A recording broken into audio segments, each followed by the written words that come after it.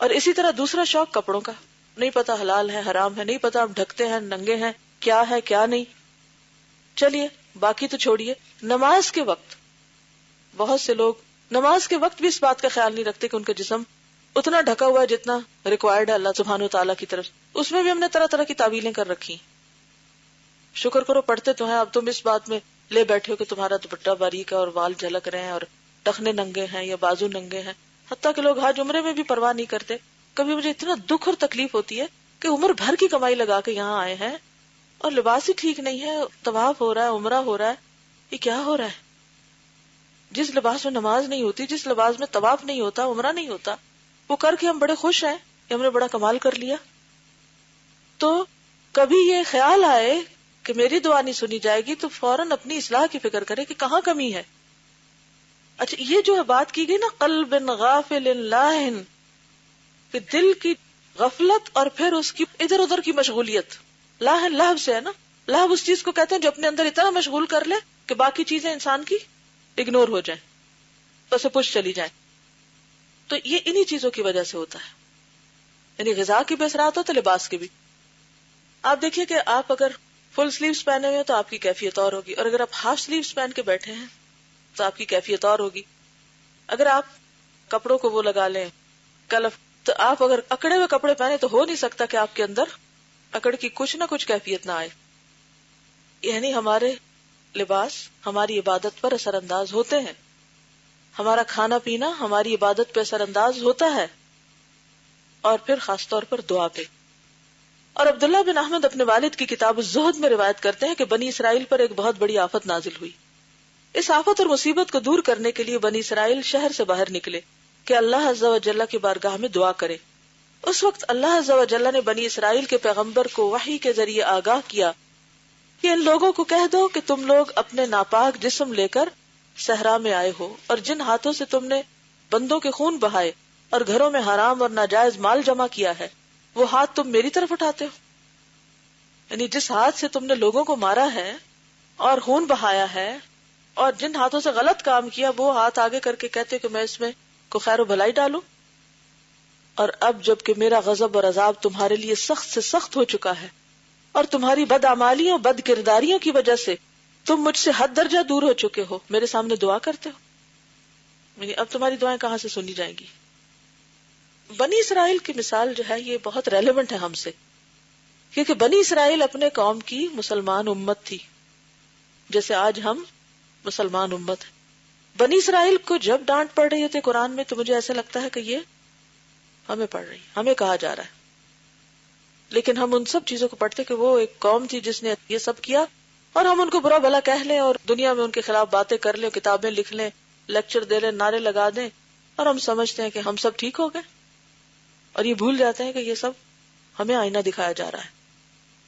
اور مشرکین مکہ کی بات ہو تو ہم اپنے آپ کو سے ڈس ایسوسیٹ کر دیں کہ ہم تو مشرک نہیں ہیں، ہم تو حضور صلی اللہ علیہ وسلم کو ماننے والے ہیں. لیکن ان امتوں کا کیا ہوا جو اپنے پیغمبروں کو مانتی تھیں لیکن ان کی کوئی بات نہیں مانتی تھی. ابو ہریرہ فرماتے ہیں یکفی من الدعاء مع البر ما یکفی الطعام من الملح. یہ لفظ جو ہے نا برآ، تو یہ اس کو بر کر لیں، لن تنالوا البر کا البر ہوتا نا نیکی. تھوڑی دعا بھی اسی طرح کافی و وافی ہو جاتی ہے. یہاں ترجمے میں آنا چاہیے نیکی کے ساتھ. یکفی من الدعاء مع البر، نیکی کے ساتھ کافی ہو جاتی ہے دعا، ما یکفی الطعام من الملح، جس طرح تھوڑا سا نمک کھانے کے لیے کافی و وافی ہوتا ہے. ٹھیک ہے، یعنی نیکی کرنا، مثلا استغفار پڑھ کے مانگنا، یا پھر صدقہ کر کے دعا کرنا، یا نماز پڑھ کے دعا کرنا، یا قرآن کی تلاوت کر کے دعا کرنا، تو یہ ساری چیزیں کیا ہوتی ہیں؟ یعنی اگر آپ کو نیکی کا کام کرتے ہیں، اچھا کام کرتے ہیں، اللہ کو راضی کرتے ہیں، اس کے ساتھ چھوٹی سی دعا بھی کر لیتے ہیں تو وہ بہت کافی ہے.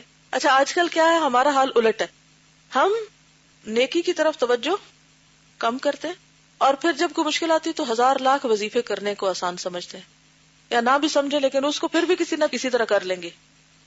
اور وہاں بھی یہ نہیں سوچیں گے کہ ہم اور کیا کر رہے ہیں اس کے ساتھ، وہاں بھی ہماری توجہ شیطان نے کسی اور چیز کی طرف کرائی ہوئی ہوتی ہے. کس قدر اس وقت امت مسلمہ کے اندر ہی یہ بات رائج ہے کہ کوئی مسئلہ ہوگا اگر لوگوں کو کہنے بھی 2 نفل پڑھ لو اور دعا کر لو تو اس سے وہ بھاگیں گے کہ 2 نفل. اگر کہیں کہ نماز پابندی سے پڑھو تو دعائیں قبول ہوں گی. نماز قرآن پڑھو کہ شفا ہے قرآن. زکوٰۃ پوری دو زکوٰۃ. حج کرو حج. یعنی جو بنیادی فرائض ہے, چھوڑیے باقی نوافل کو, جو بنیادی فرائض ہیں ان کی پابندی جو ہے وہ بھی مشکل ہے, اس کے لیے بھی وہ سب چیزیں اجنبی ہوتی جا رہی. لیکن اگر کبھی کوئی مشکل آئے تو کوئی یہ بتائے کہ یہ اتنے ہزار, یہ اتنے لاکھ, یہ اتنی دفعہ سویر اتنا شام پڑھو, تو وہ بھی پڑھ لیں گے یا پھر کسی کو ہائر کر کے پڑھوا لیں گے.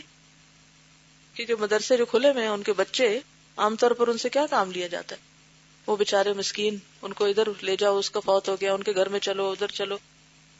اس وقت بھی خود اور کاموں میں لگے ہوئے ہوتے ہیں, اور ہائرڈ پیپل کو بلا کے دعا بھی ان سے کروا لیتے ہیں. یا پھر ایک ہی تکیہ کلام ہوتا ہے ہر ایک سے, ہمارے لیے دعا کرے. وہ ٹھیک, اچھی بات ہے. صحابہ کرام کا یہ تکیہ کلام نہیں ہوتا تھا. ہم اس میں بہت مبالغہ کر رہے ہیں, اس میں بھی سوچنا چاہیے. بعض اوقات تو اتنی حیرت ہوتی ہے کہ ایک مجلس میں لمبی چوڑی دعا کر کے اٹھتے ہیں اور اس کے فوراً بعد لوگ آ کے کہتے ہیں ہمارے لیے دعا کریں. تو میں سوچتی ہوں کہ ابھی کیا ہو رہا تھا, ابھی کیا گیا ہے, اس وقت کہاں تھے. یعنی کہ ہم سوچتے نہیں نا کہ ہم کیا کہہ رہے ہیں. یعنی اس کا یہ مطلب نہیں کہ کسی سے کہہ نہیں سکتے دعا کے لیے, لیکن ہر چیز کا ایک وقت ہوتا ہے نا, موقع محل ہوتا ہے. تو جب نیک کام کرو گے تو تھوڑی سی دعا بھی بہت کافی ہو جائے گی. اسی لیے آپ دیکھیں کہ نبی صلی اللہ علیہ وسلم کی دعائیں کوئی 2-4 صفحوں پہ مشتمل نہیں ہوتی. ایک ایک دعا کتنی ہے, کوئی 1 لائن کی ہے, کوئی آدھی لائن کی ہے, کوئی 2 لائنوں کی, ہارڈلی کوئی ایک آدھ لمبی دعا ہوگی. باقی کتنی بہت چھوٹی ہیں.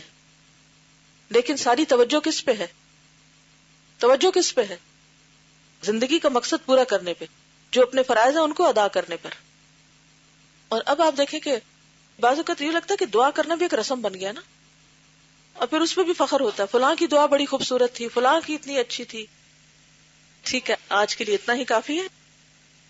آج کا ہوم ورک کیا ہے, دعا مانگے اور اپنی اپنی کسی بیماری کے اوپر خود سورۃ فاتحہ کا دم کریں, اپنے اوپر بھی اور دوسروں پر بھی.